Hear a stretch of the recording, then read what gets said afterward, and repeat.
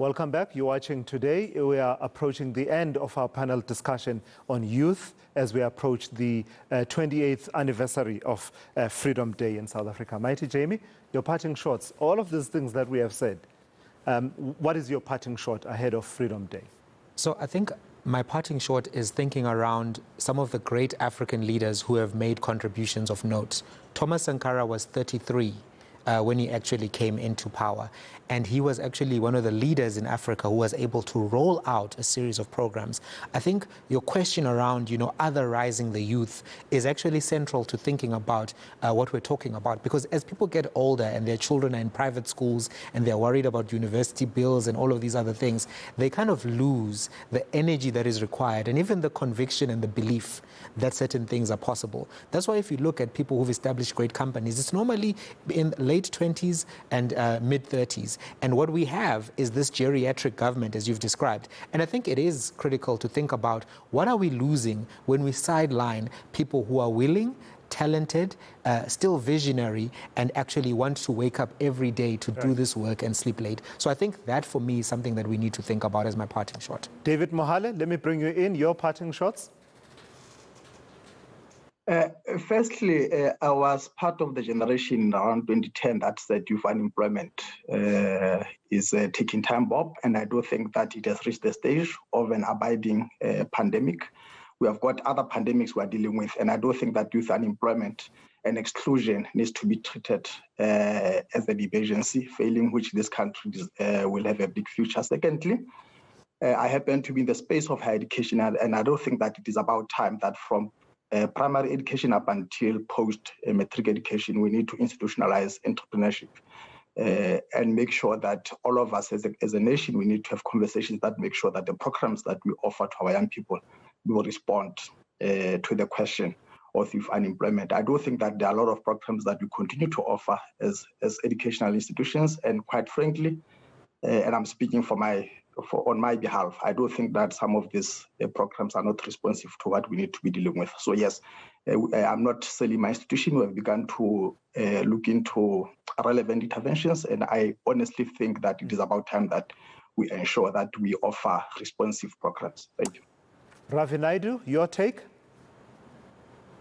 Thanks very much. Well, I think, we've learned a number of lessons since 1994. And I think we need to implement certain common sense things that can really make sure we can deal with the 6 million youth who are unemployed. And I think the one is we really have to improve the quality of education. We spend 440 billion rand a year on education in the government, and it's really low quality.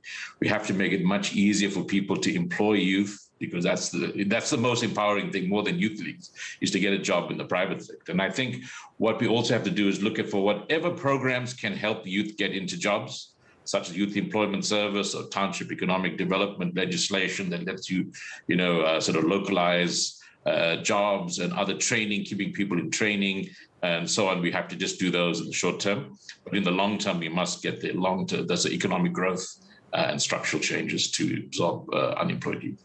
Dimpho, you have the final word. Yeah, I think my final remarks is like a call to action for especially government entities like the Department of Women and Youth, like the NYDA. I think the impressive thing about young South Africans is that even though they are excluded, they still try to find really creative and innovative ways to be productive in this economy. Young people are making massive strides as entrepreneurs, and not just, in the businesses that we are accustomed to. Young people are making strides in agriculture, in technology. Just this week, I was having a conversation with a young gentleman who started a food delivery service in Hammanskraal because some of the bigger players are kind of afraid to go into the township markets. And this is operating off an app. He's using electric vehicles. And this is in a country where it is not easy to start, let alone sustain a business, right? Especially in a place like a township. So young people are still finding really creative ways to break through the barriers and do the work in their communities. And I think it's up to then the Department of Women and Youth, entities like the NYDA to support this work and to fund it so that it can scale and create and unlock even more opportunities for young people across the country.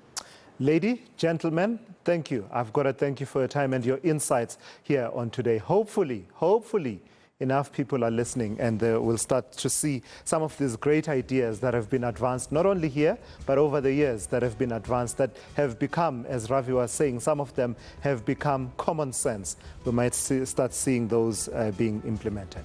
And that will do it for today. I'm Tula Sizwe Semelane. Take care. At the top of the hour, Heidi Jokos has got you covered with South Africa Tonight. Cheers.